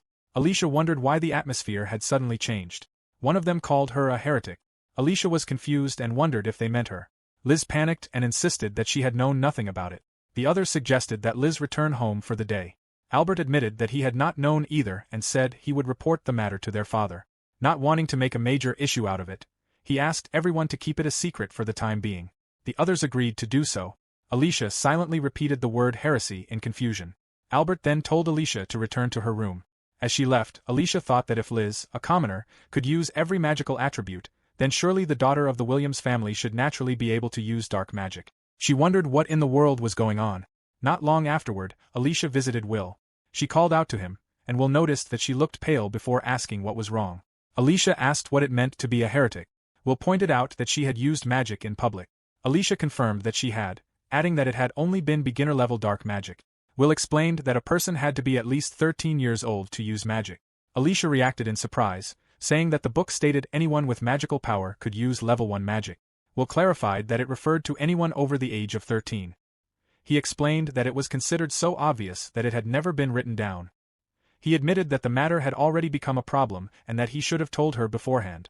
Alicia insisted that it was not Will's fault, though she thought this was exactly the kind of obstacle she did not want as a villainess. Gillis asked whether being a heretic simply meant being abnormal and remarked that if Alicia could learn faster than others, then that should be a good thing. Alicia replied that she had no idea what was so terrible about her ability and wished that her older brothers would honestly praise her instead of treating her as though she had done something horrible. Will explained that people feared anything out of the ordinary, especially when it possessed great power. Alicia recalled that even in the game, the heroine had been regarded as dangerous because her power far exceeded everyone else's. She wondered whether that meant she would become just as special as Liz. To her, that was what it truly meant to be a villainess. Delighted, she thought it was amazing and wondered how many others had accomplished such a thing before her. Will said that he knew of only one person. Alicia asked what had happened to that individual. Will explained that the person had been ruined, leaving Alicia stunned. He went on to say that the last person to obtain great power at such a young age had become overconfident, cast high-level magic, triggered a magical runaway, and ultimately lost the ability to use magic forever. Alicia was left speechless by the revelation. Chapter 7 began in the royal palace of the kingdom of Ďurkys. The king brought up the subject of heresy, while another person questioned whether it was not simply Catherliz. John remarked that female heretics were known as saints and said he could not believe that two such individuals had appeared at the same time. Another added that such a thing had never happened before, not even in legend. Someone else asked whether anyone had ever heard of a 10-year-old wielding magic. Arnold then addressed the king. The king told everyone to calm down, reminding them that only those present knew about the matter. Arnold stated that Alicia was no ordinary child and wondered whether she might also be a saint. Derek asked why Arnold was so worried and remarked that he should be proud that his daughter was so gifted. Arnold admitted that he normally would be, but simply thinking about Alicia's future was enough to give him a migraine. The king declared that the legendary saint was undoubtedly Catherliz. Despite being a commoner, Liz possessed the mana of a high-ranking noble, and her affinity with every magical attribute was unprecedented. Alicia, on the other hand, might have been capable of using magic at the young age of 10, but she had been born into a great noble family and could cast only elementary magic. As long as she did not lose control, there should be no problem. Arnold asked what he should do. The king explained that the younger a person was, the more unstable their magic tended to be. He suggested enrolling Alicia in the Magic Academy so she could be monitored while receiving proper training. Someone objected, arguing that doing so would endanger the other students. Arnold then decided that they would instead watch over Alicia at the mansion. He pointed out that 10 years old was too young to attend the academy since students had to be at least 13. He then asked the king to enroll Alicia in 3 years if everything went well. The king agreed and left the matter in Arnold's hands. Meanwhile, Alicia trained in the yard. She recalled Grandpa Will's warning that if she ever went berserk, she would never be able to use magic again. She assumed that Will had once cared deeply for someone who had suffered that fate. That was why he had so strongly insisted that she learn magic in the proper order. Alicia could not imagine losing her magic in a society built around it. She believed that person must have been blessed with exceptional talent, only to have all expectations shattered, and she wondered what had become of them afterward. As Alicia swung her sword, she thought that she had no intention of losing her magic, though she admitted that learning the sword had been a wise decision. She declared that anyone who relied solely on magic for offense was only a second-rate villainess. In her view, a true villainess could tear through her enemies even without magic. With that thought, she threw her weapon with all her strength. She flinched when someone suddenly called out to her. Turning around, she saw that it was her brother Albert. He asked whether she had been talking to herself. Alicia did not answer and instead remarked that he was coming home late because the school festival was scheduled for the following day. Albert informed her that the festival had been cancelled. Alicia reacted in shock. Albert explained that Liz had gone berserk but was safe. The incident had occurred during the rehearsal for the magical performance that Alicia had proposed. Liz had suddenly lost control during the rehearsal. Duke and the teachers had managed to suppress the outburst, although part of the auditorium had been destroyed. Albert remarked that it was fortunate no one had been injured and added that Liz was currently under the academy's supervision. He also said that he had been instructed to tell Alicia not to worry. Alicia asked whether the incident had happened because she had suggested the performance and wondered if it was her fault. Albert replied that there was no way she could have known such a thing would happen. Alicia agreed, insisting that she would never do something like that. She thought that she would never resort to such an underhanded attack. If she were going to defeat an enemy, she would do so fairly and directly.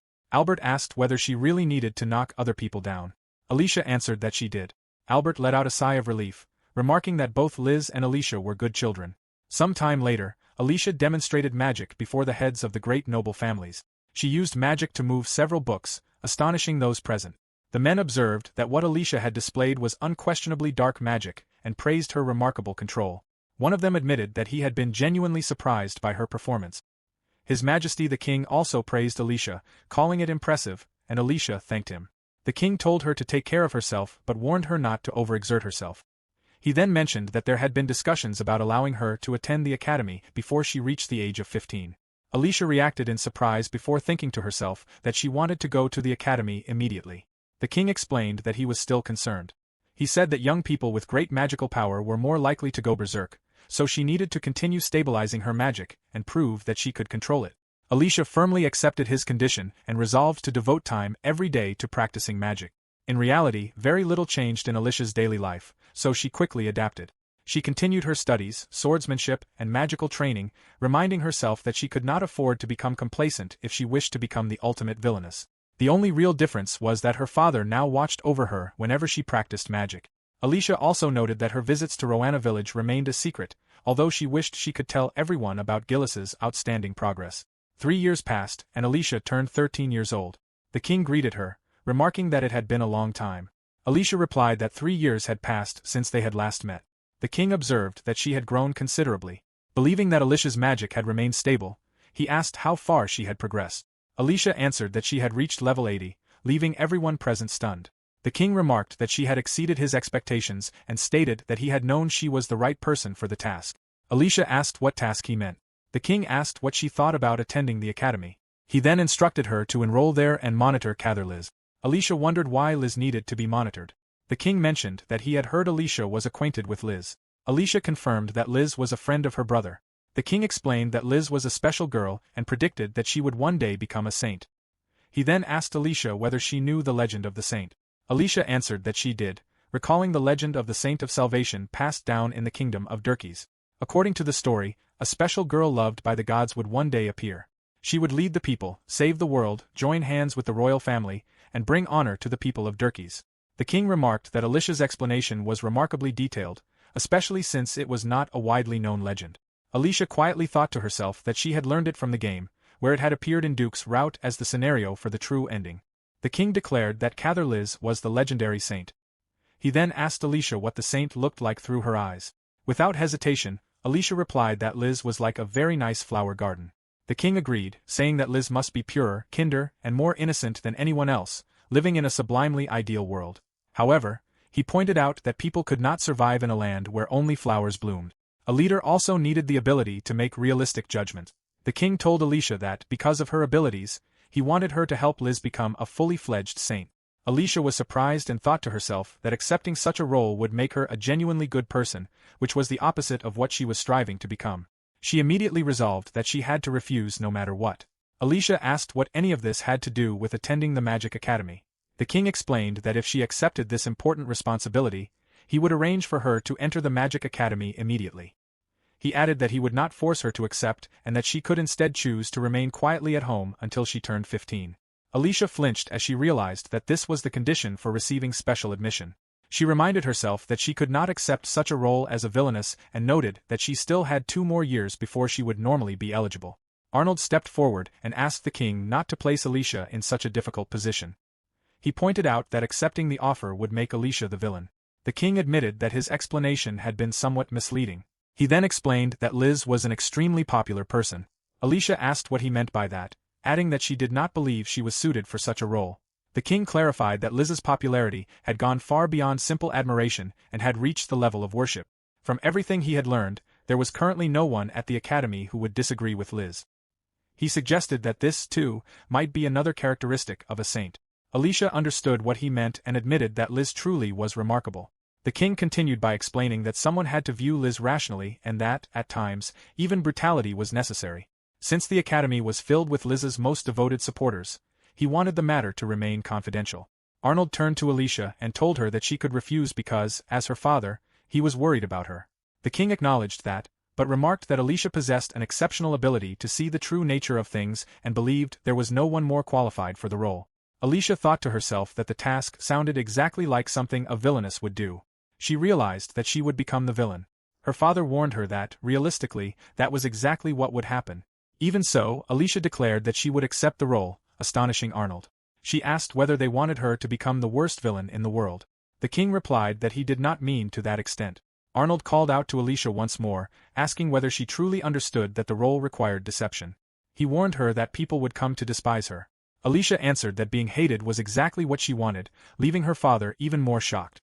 Alicia admitted to herself that she had never felt so delighted. She could hardly believe that the king himself had appointed her to be a villainess. She gladly accepted the assignment and declared that she, Alicia Williams, would become a villainess who would go down in history. Chapter 8 began with Alicia visiting Roanna village to see Will and Jill. She informed them that she would be attending the Magic Academy. Both Will and Jill were left speechless. Jill objected, saying that they were asking Alicia to watch over the saint.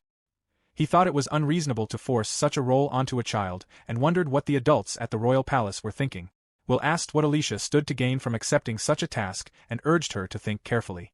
Alicia replied that she would never overlook something so important and that she naturally had no intention of accepting such a request without receiving something in return. Her thoughts returned to her discussion with the king.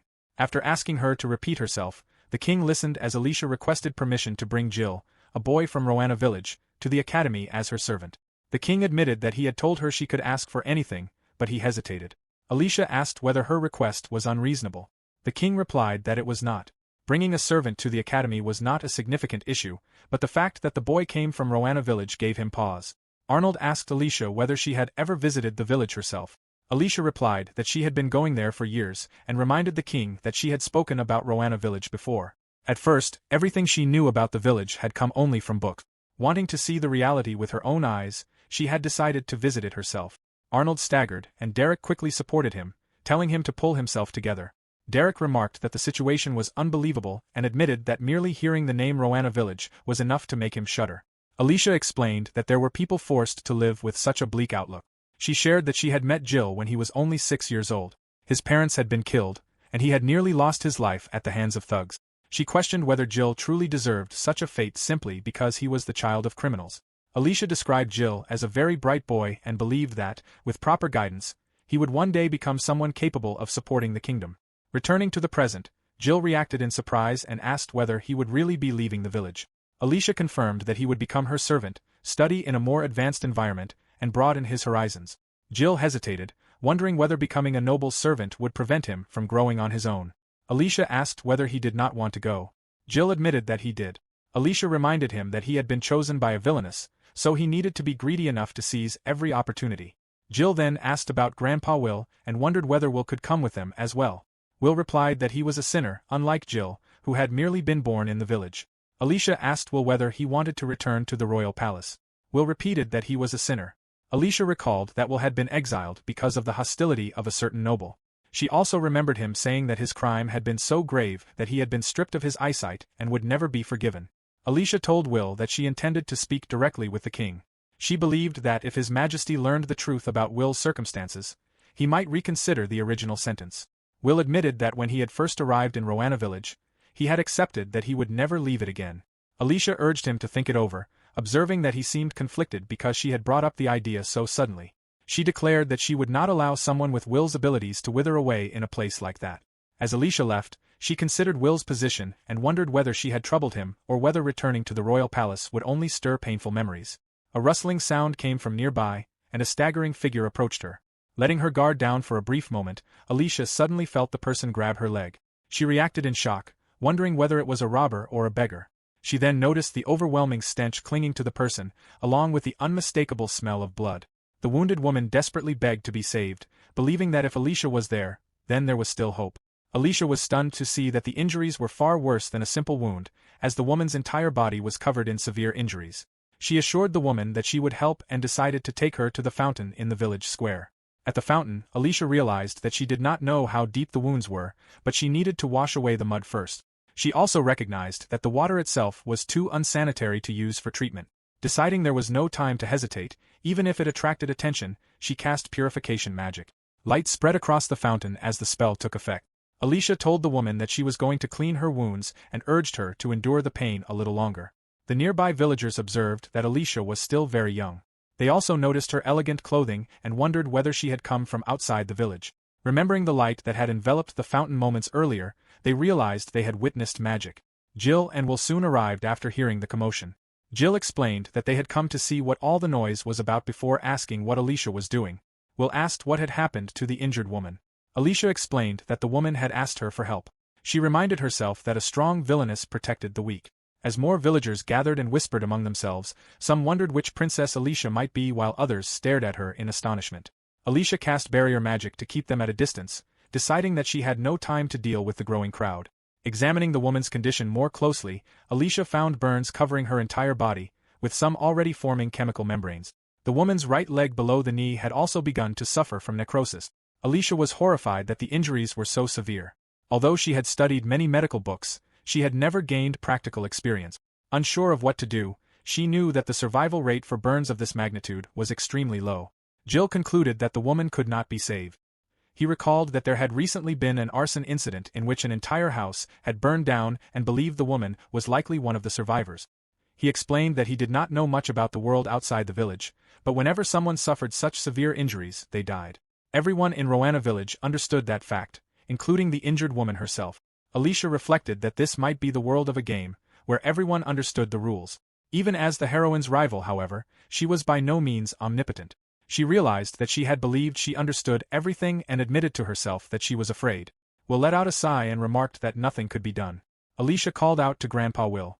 Will stated that the woman's life was likely at its end and added that even an ordinary villager could see there was no saving her. He then asked Alicia whether the greatest villainess would reach the same conclusion. Alicia quietly replied that a villainess was not a director.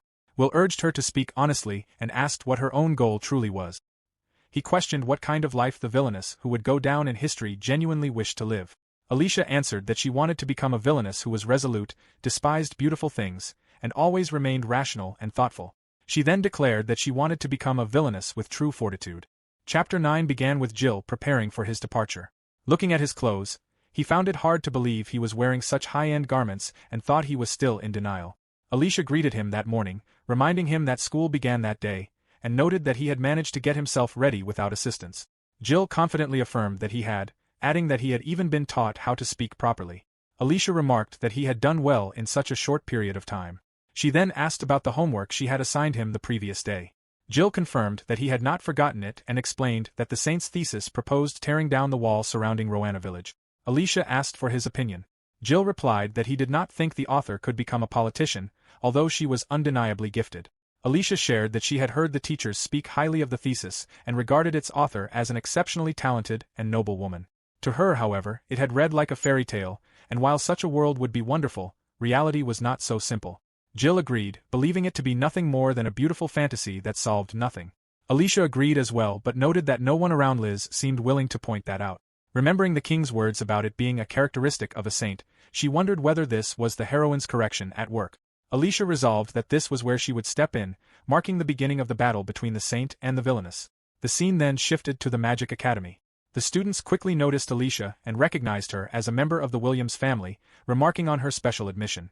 They also discussed the rumor that Jill was an orphaned commoner and wondered how he had become her attendant. Alicia observed that everyone seemed to enjoy gossip far more than she had expected and realized that they were attracting much more attention than she had anticipated. Before long, a group of girls approached Alicia. They explained that they had heard about her from Liz, who had mentioned that a good friend of hers would soon be attending the academy. The girls gathered around Alicia, asking whether she was Albert's sister while commenting that she did not resemble him very much. They remarked that she looked more like Alan and Henry, noted that her eyes were not purple, asked whether the rumors about her being close to Duke were true, admired the smoothness of her hair while comparing it to Henry's, and even invited her to their next tea party so they could introduce her to one of their fathers. Alicia interrupted them, remarking that they were being rather rude and finding their behavior revolting.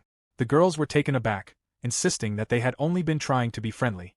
At that moment, Liz arrived and greeted Alicia warmly, explaining that she had been looking forward to seeing her at the academy. She approached together with Albert, Eric, and Gail. The girls reacted in surprise upon seeing Liz and immediately greeted her. Alicia noticed her brother among the group and thought that Albert had completely become Liz's bodyguard. She also realized that the two of them barely spoke anymore. The girls informed Liz that Alicia had suddenly called them revolting. Liz asked Alicia why she had said such a thing. Alicia explained that she had never met the girls before, yet they had behaved as though they already knew her, which she had found unpleasant. Liz responded that Alicia still should not have hurt their feelings and encouraged her to consider how she herself would feel if someone treated her the same way. Liz urged Alicia to gather the courage to apologize and even offered to hold her hand, believing that the girls would surely forgive her. Alicia calmly declined the offer, surprising Liz.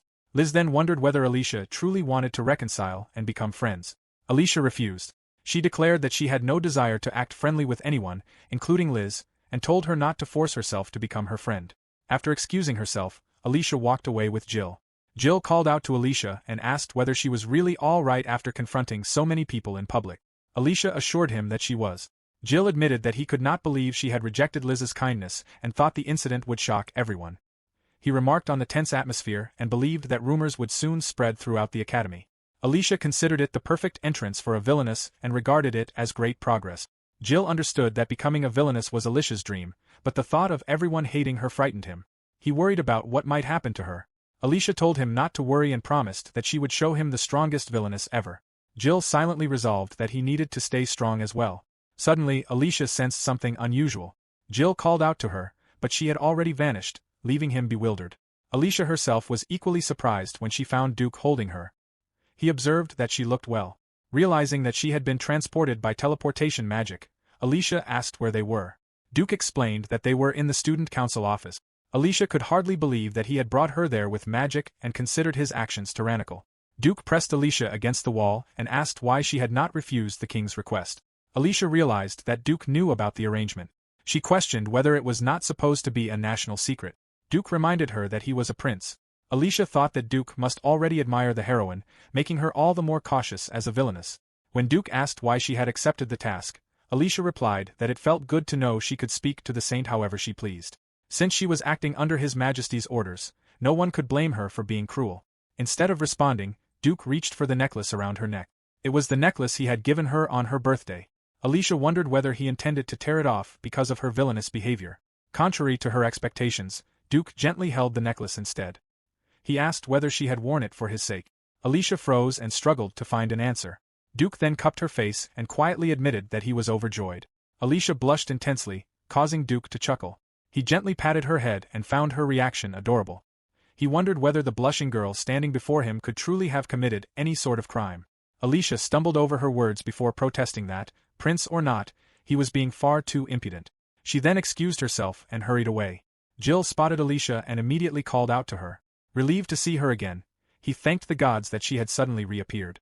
Wondering whether magic had been involved, he asked if she was all right. Alicia replied that she was fine and explained that Prince Duke had only wanted to have a conversation. Jill asked what the prince had wanted. Noticing how flushed Alicia looked, he remarked that something seemed unusual and asked again whether she was certain she was all right, wondering if something had happened. Alicia replied only that she had been teased. She wondered to herself what in the world had just happened and questioned whether Duke treated women he disliked that way. Chiding herself, she decided that a villainess should never have made such a blunder and resolved to pull herself together. Later that day, after school, Alicia and Jill went to the Magic Academy's Rose Garden. Someone remarked that it was finally time for the main event. Alicia greeted Liz and acknowledged that it was an honor to have been invited. Liz expressed her happiness that Alicia had come. Alicia observed that it was a large tea party. Liz explained that all of the guests were her close friends and expressed confidence that Alicia would soon make many friends as well. Alicia apologized for the inconvenience before asking whether Liz would mind exchanging opinions with her that day. Liz looked confused, so Alicia explained that she had read Liz's thesis. Having heard that Liz was exceptionally talented, she wished to learn from her and mentioned that she had obtained a copy of the paper. Liz was delighted. The surrounding guests remarked that the praise was well-deserved and exactly what they had come to expect from Liz. Another commented that the thesis had deeply impressed them. Liz happily accepted the compliment. Alicia then confirmed that Liz believed everyone was equal and that the imbalance of power within their society was a problem. She summarized the thesis, explaining that it proposed removing the wall surrounding Roanna village, the symbol of poverty, so that the villagers could live freely, prosper, and find happiness. According to the thesis, the citizens would rejoice, and inequality throughout the kingdom would be resolved. Without warning, Alicia threw aside the copy of Liz's thesis. She admitted that she was embarrassed to say so, but reading it had been such a tedious chore that she had grown bored halfway through. She added that she could easily write an equally lengthy paper explaining everything that was wrong with Liz's work. Liz was visibly surprised. Albert picked up the discarded paper and called out to Alicia, demanding to know the meaning of her actions. Looking around, Alicia realized that she had successfully drawn everyone's attention. She considered it a textbook villainous move and thought that if the internet existed, she would have broadcast the moment everywhere. She reminded herself that a true villainess did not bully the weak and had no interest in petty cruelty. At the same time, she wondered whether Liz would simply accept such treatment without responding. Liz, however, remained smiling and stated that she genuinely believed an egalitarian society could exist. Alicia inwardly thought that such an answer was exactly what she expected from the story's heroine. Liz then invited Alicia to explain why she considered the idea unrealistic. Alicia accepted. She argued that, first and foremost, as long as people existed as separate individuals, differences in power would naturally arise. Because of that, she believed that a perfectly egalitarian society was nothing more than an unrealistic fantasy. As she spoke, Alicia recalled that this very debate had also taken place in the game, where the heroine's dreams were mocked by the villainess. Liz acknowledged that reality was indeed unequal, but maintained that this was precisely why she refused to stop pursuing her ideals. She remained determined and would not abandon them simply because others claimed they were unrealistic and therefore meaningless. Alicia remembered that, in the game, the heroine's unwavering resolve had increased the target's affection toward her, leading to the villainess's defeat. She wondered why the villainess in the game had not argued more effectively. Alicia then questioned what Liz truly considered equality to be. She argued that people should not be judged as better or worse than others simply because the wall surrounding Roanna village was removed. She pressed Liz to explain exactly what problem such an action would solve, admitting that she could not understand the reasoning. Liz described Roanna village as a terrible place where people were forced to live in poverty and remain imprisoned for the rest of their lives. Alicia replied that she already knew. Liz went on to say that every life held equal value, making such circumstances fundamentally unfair. Alicia asked whether Liz meant that she wanted to eliminate the inequality created by parentage. Liz affirmed that she did, believing that everyone deserved the chance to live their own life. Alicia acknowledged that simply being born in Roanna village deprived most people of the opportunity to live a good life and agreed that this was certainly a problem. However, she argued that the solution was not as simple as tearing down the wall because much more needed to be done beforehand. She explained that removing the wall without proper preparation would only make the situation worse. Liz questioned why Alicia would speak so negatively about the villagers, considering it cruel. Gale asked whether Alicia believed the villagers would become unruly or ungrateful. Alicia replied that no outside observer could so easily resolve the resentment of an oppressed people and that making such assumptions was itself arrogant. Liz maintained that nothing good ever came from resentment and believed that true peace could only be achieved through mutual forgiveness. Alicia admitted that Liz's ideals were beautiful but pointed out that they were discussing the real world. She argued that meaningful change could only be achieved by proceeding step by step with a clear understanding of reality. If Liz genuinely wished to change society, Alicia believed that was the only practical path. She concluded that Liz's thesis lacked that essential approach. Albert then addressed Alicia, remarking that throughout the discussion it had sounded as though she was deliberately trying to portray Liz in a negative light. He questioned what Alicia was trying to accomplish and whether she truly enjoyed criticizing Liz. Gale added that Alicia was mistaken if she believed her special admission made her superior. Alicia clarified that she did not think Liz's ideals were wrong. Rather, she believed they were unrealistic and quixotic. She wondered whether no one had ever pointed that out before, observing that Liz had received nothing but praise. Eric warned Alicia not to underestimate the strength of their bond. Alicia found it absurd that they regarded constant affirmation as proof of affection. She laughed and wondered how anyone could be so oblivious. At that moment, Liz raised her voice and stopped her. Liz accepted that Alicia disagreed with her views but insisted that Alicia should not insult her friend. She explained that Eric was a kind person who had never discriminated against her despite her social status. Alicia responded that Liz had obtained that friendship through privilege as well. Liz questioned what Alicia meant. Alicia explained that Liz had been allowed to attend the Magic Academy because of her exceptional talent. Eric immediately argued that Liz's efforts had earned that recognition. Alicia then asked whether anyone else could gain admission to the academy through the same amount of effort alone. She pointed out that Liz possessed extraordinary magical power, compatibility with every magical attribute, a beautiful appearance, and a cheerful personality that naturally drew everyone to her. Alicia pointed out that there was no one else as blessed as Liz. In response, Liz firmly insisted that she had never considered herself inferior to anyone. She believed that she had always worked hard to improve herself and learn from her past mistakes. Alicia explained that Liz had misunderstood her point. She clarified that she did not believe there was anything wrong with being a good person. Rather, while Liz defined equality as every life holding equal value, Alicia argued that the conditions under which people lived were inherently different, making true equality virtually impossible.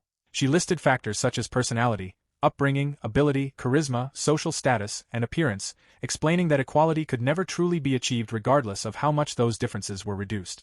Alicia went on to say that people devoted themselves to training in order to reach their goals. She believed it would be unhealthy if, despite all their effort, it became impossible to recognize who had achieved more than others. She questioned whether all that hard work would become meaningless in the name of equality if genuine excellence was no longer acknowledged. Alicia emphasized that she was not trying to discourage effort. Instead, she pitted those who inevitably ended up at the bottom. Although she understood that Liz's intentions were sincere, she cautioned her against being so thoughtless. Alicia continued by explaining that the words of someone as strong and fortunate as Liz carried tremendous influence over others, even if Liz herself failed to realize it. Once people had already been influenced by those words, changing their minds became extremely difficult because it became a point of weakness. Gale attempted to dismiss Alicia's argument as mere sophistry, but Liz ignored him and focused on Alicia instead. Liz admitted that she had been thoughtless when writing her thesis and found the possibility that she might have hurt someone frightening. Even so, she refused to abandon her ideals. No matter how foolish it might seem, she still wished to strive toward a world where everyone could be happy. Alicia thought to herself that such unwavering conviction suited Liz perfectly because a heroine who easily succumbed to doubt or corruption could never truly be a heroine. Alicia, however, was a villainess. She resolved that the moment one of Liz's followers stepped out of line, she would be there to express her contempt. Smiling at Liz, Alicia found the hopeful aura surrounding her deeply unpleasant. She then urged Liz to experience reality firsthand before rewriting her thesis. Liz lowered her head after hearing those words. Eric immediately told her not to pay any attention to Alicia. The students gathered around them agreed, insisting that Alicia had spoken that way only because she was jealous. Another remarked that Alicia could never compare to Liz. Liz stopped them from speaking further that way. She believed Alicia had criticized her only for her own sake. Admitting once again that she had been thoughtless, Liz resolved to work even harder. The others praised her, insisting that Liz worked harder than anyone else and describing her as truly pure. Watching the exchange, Eric could not forgive Alicia for clouding Liz's smile. In his heart, he concluded that what Alicia Williams had done was absolutely unforgivable. Chapter 10 began with Alicia visiting Roanna village. She asked Rebecca whether she had gathered the villagers' opinions. Rebecca confirmed that she had. She reported that, as expected, the villagers harbored negative feelings toward people outside the village. Many believed outsiders were violent and claimed that if the villagers ever escaped Roanna village, they would only run wild and rob everyone they encountered. Alicia reminded Rebecca to put her own safety first, explaining that she would never have asked for Rebecca's help otherwise. Rebecca assured her that she was fine. Alicia remarked that, with her injured legs, Rebecca would not be able to run away if anything happened. Rebecca replied that everyone knew Alicia was supporting her, so no one dared lay a hand on her. Alicia felt that such influence made her seem more like a villainess. Rebecca continued her report, explaining that beneath the villagers' resentment, many still held on to hope. The village had been that way ever since she was born, and most people had long since given up. Some believed that the place would never change, while others insisted they were not fools. Even so, there remained a quiet hope that perhaps change was possible, and that if it happened, it would be something wonderful. Rebecca admitted that she herself still had hope, which was why she had chosen to act. She agreed that true change could only come from the villagers themselves. Alicia remarked that Rebecca's resolve was reassuring. Rebecca then asked about the situation outside the village. Alicia explained that, thanks to Liz's influential opinions, the issue was gradually attracting attention. However, it had not yet reached the point where she could submit a concrete report. Grandpa Will commented that Saint Alicia was handling the matter. Even so, he reminded them that such a deeply rooted problem could not be solved overnight and urged them not to become impatient. Both Rebecca and Alicia agreed. Back in the kingdom, Henry approached Jill after hearing that he came from Roanna village. Jill asked what he wanted. Henry confirmed that the rumor was true and remarked that Jill was not merely a commoner after all. Jill reacted in alarm, wondering whether his secret had been exposed. Alicia called out to Henry and asked him not to trouble Jill, especially after showing up so suddenly. Henry apologized, explaining that he had simply been curious about the boy. He then brought up the argument between Alicia and Liz at the Rose Garden tea party, observing that both of them seemed to hold a strong attachment to Roanna village. Henry asked whether Jill was the boy connected to the village. Jill realized he had been led into revealing himself. Henry remarked that it was obvious from Jill's expression that he feared everyone except Alicia. Jill snapped at Henry, insisting that it was none of his business. Henry replied that he was only pointing out that such a weakness could one day become a burden for Alicia. Henry then asked Alicia whether she disliked having someone as ill-natured as him around or whether she simply wanted him to follow her every command. Alicia wondered whether Henry had come to search for her weaknesses or to investigate who had hurt the beloved Liz. Henry denied both possibilities. Instead, Henry admitted that he actually felt uncomfortable around Liz. He confessed that he believed Alicia had been right during her discussion with Liz. While everyone else had regarded Liz's thesis as flawless and Alicia's criticism as absurd, Henry had found the situation strange and had even discussed it with Alan. However, Alan did not seem to share his doubts. Henry reflected that although he and Alan had very different personalities, he had always believed they understood each other better than anyone else. This was the first time he could not understand what his other half was thinking. Henry also admitted that he simply did not feel like spending time with Liz. Looking back, he realized that Alicia had disliked Liz almost immediately, which struck him as unusual. Curious, he asked whether there was a specific reason. Alicia simply smiled and indicated that there was not. Henry decided not to pursue the matter any further, believing that Alicia would not tell him the truth yet. Although he doubted she would change her mind, he explained that, for the time being, Alicia, Liz, and the others had all been invited to the king's tea party.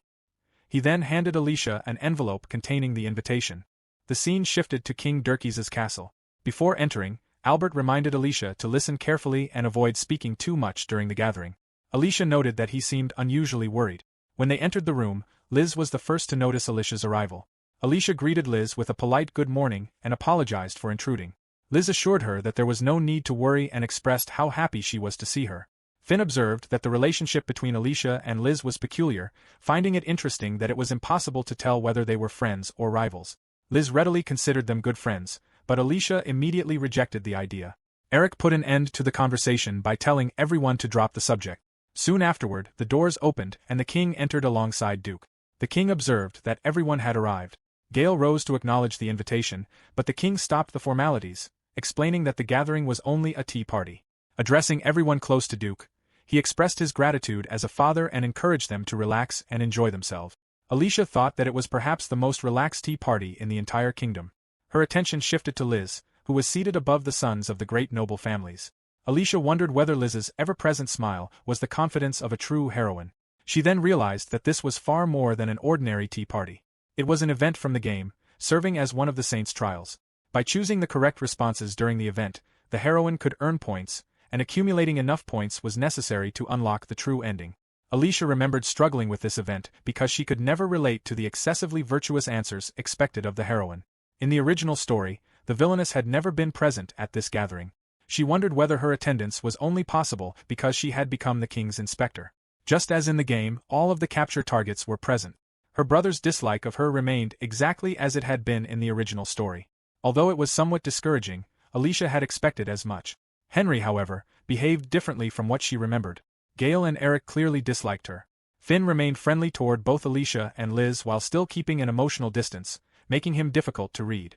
Curtis appeared cheerful and approachable, acting rationally, yet Alicia still could not discern what he was truly thinking.